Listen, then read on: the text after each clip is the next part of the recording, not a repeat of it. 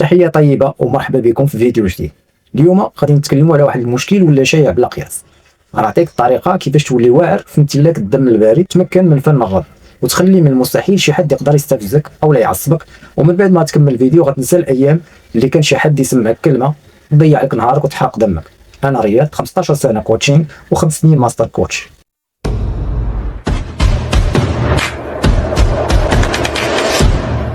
اهلا ومرحبا بكم. بزاف الناس كيطيحوا في هذا المشكل، ملي كتلقى راسك يلا دخلتي لخدمه جديده كتلقى شي شخص ما حاملكش، كتحاول تبين ليه بلي انت مزيان او ظريف او طيب باش يا اما تجنب شره او لا ما تحتكش بيه. خاصك تعرف بلي غتندم من بعد، لان هذاك الشخص غيزيد يطيح منك، ويمكن ماشي بوحدو انما الكليكه كامله اللي معاه، ويقدر يزيد يعفط عليك كل ما كانت عنده سلطه او حتى اللي ما عندوش، ويقدر ياثر على الرؤساء ديالك في العمل او لا يسوق عليك صوره ماشي ديالك، والسبب انك ما وقفتيش النهار الاول عند حده. خاصك تعرف بلي هذاك راه مشكل فيه هو ماشي فيك انت.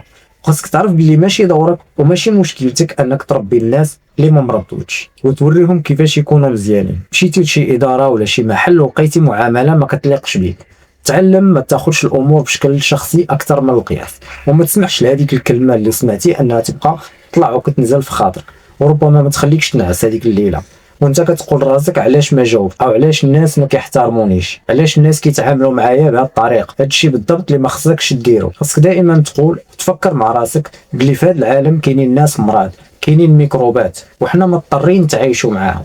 المهمه ديالك هي تولي كتعرف كيفاش تحافظ على السلام الداخلي والنفسي ديالك، وما تخلي حتى شي حد يدخل لتفكيرك وما تخليكش تنعس الليل ديالك او لا تدوز نهارك بحال معصب ولا معصبه.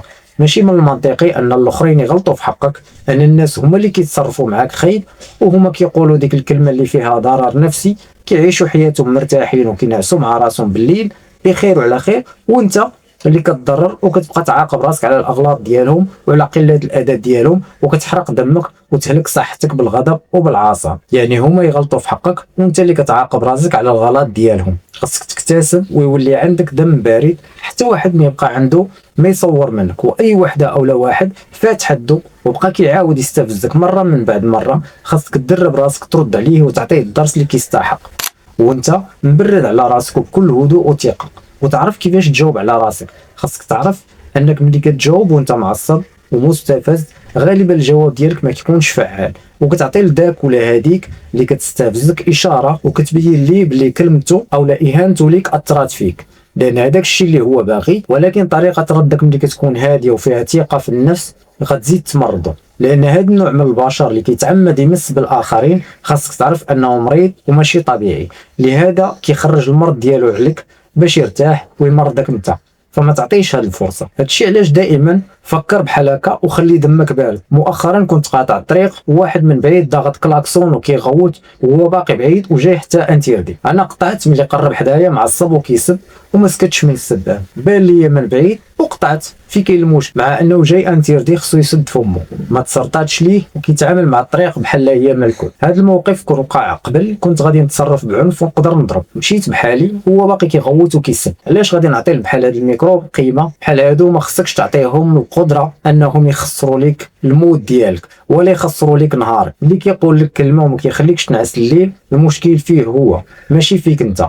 مشكلتك انك انت اما قبل بينتي ليه الضعف وهذه غنحطوا لها فيديو خاص بوحده، يا اما من بعد المشكل كتبقى تعاقب في راسك بحال انت اللي غلط. هذه المرحله ديال التجاهل خصك توصل ليها لانها مرحله زوينه، كتولي عندك القدره الا بغيتي تجاوب شي حد كتجاوبه، والا ما بغيتيش تجاوب ما كتجاوبش. لكن اهم حاجه هو انك ما تعاقبش راسك على الاخطاء ديال الاخرين وما تخليهاش تبقى تحفر لك في خاطرك. جاوبتيه تقدر انك تكمل نهارك عادي وما تكملوش وانت معصب بسبب كلام سمعتيه ولا بسبب تصرفات غلطه في حقك. انت ما محتاج وما تحاولش توضح او تبرر امور واضحه. الامور الواضحه ما كنحاولوش نوضحوها. الا شي واحد تعامل معاك خايب فلانه هو انسان ما مزيانش، ما تحاولش تلقى ليه شي عذر او لا تفسير اخر، وما تحاولش تكون ظريف مع هذا النوع ديال الناس، وما تقولش راسك انا ما كنعرفش نتعامل مع الناس، يمكن انا كندير شي غلط. حتى واحد ما عنده الحق في الاساءه ليك، وهذيك كتسمى قله الاداب والصاره. الناس اللي مراد والناس اللي كيسبوا واللي كيتلفظوا بكلام مسيء هما اللي فيهم المشكل، حتى الا كانوا في موقع سلطه، هذا ما كيعطيهمش الحق في الاساءه ليك. ما تبقاوش تشكوا في راسكم نهائيا بسببهم. اي واحد تعامل معاك خايب فهو انسان ناقص. هذه هي الحقيقه اللي خصك تعرف. كاين ناس كتصدق او لا كتحاول تلقى تفسيرات او اعذار للاساءه. الاساءه راها تجاوز وتطاول، وحتى حد ما عنده الحق يتجاوز او يتطاول عليك. الاحترام المتبادل هو كود المعامله في العصر الحالي، وإلا شي حد متضرر من شي حاجه كاين قوانين كتحمي الحقوق، وهذا علاش تحطت القوانين. واحد ما كنعجبوش او لا ما كيحملنيش راه مشكلته ماشي مشكلتي. التصرفات ديالو كلامه الخايب وقله الاداب كيدل على نقصه وضعفه، ما عندوش علاقه بك انت. يعني واخا تكون انت كتصرف بواحد الطريقه معينه، حتى شي واحد ما عنده الحق يتنمر عليك او لا ينقص منك او يستفزك. عندك تحاول انك تكون ظريف مع هاد الناس، ما تحاولش تفهمهم او تفهمهم. وما عندك ما تفهم واحد كيأذيك ويتعامل معاك خايب وانت كتحاول انك تفهمه او لا تفهمه. تعامل معاك خايب خاص تشوفه على حقيقته، وقبل ما يستفزك ويحاول يمرضك تصرف على هذا الاساس. قول راسك ماشي انا اللي فيا المشكل، هو اللي فيه المشكل. ما تحاولش بعصبيه تجاوب على اي استفزاز. سول راسك واش هذه حاجه مستاهله انني نجاوب عليها ولا غير تافهه. واش هذا وقت مناسب باش نجاوب ونتكلم ولا انا معصب. حيت احيانا تقدر تندم الا سكتي، وفي بعض المرات كتقدر تندم الا قلتي كلام ما خصكش تقوله. اسمعني مزيان، الا كنتي سونسيبل لكلام الناس ما تبينش المشاعر ديالك قدامهم، راه غيزيدوا يحتقروك، خصوصا الا كتعصب او الا كتحس براسك مخنوق او الا كنتي انت كتبكي او ما كتحكميش في البكا ديالك. بالنسبه ليك هو الطريقه اللي كتعبري بها على احساسك بالظلم او عدم فهم الاخرين. ولكن الناس اللي دايرين بينا كيترجموا هذا على اساس انه ضعف شخصيه. الناس اللي كيبقاو فيك يقدروا يضروك او يستغلوا الطيبه اللي فيك.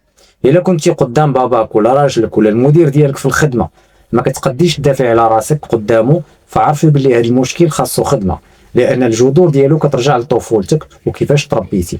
المهم الا ما كتقدرش تجاوب او ما كتقدريش، سواء كان بسبب خوف او الاحترام، سواء كان كيعصبك وما تقدرش تجاوب نهائيا، وهذاك العصب كيبقى يتكبت وكتخليه عندك لداخل، راه العصب كيتراكم وكيولي مع الوقت مشكل. الا كنتي غير تسمع غير كلمه بسيطه كتعطي في النفسيه ديالك واحد رد الفعل كبير وكتحول لدراما. خاصك تكون تيق في راسك وعارف راسك، ومستحيل تخلي شي حد ياثر فيك بكلامه او لا اساءته. وصلنا لنهايه الفيديو. شكرا بزاف على وقتكم، شكرا بزاف على المشاهده. كنتمنى تكونوا استفدتوا ونتلاقاو في فيديو جديد. Goodbye.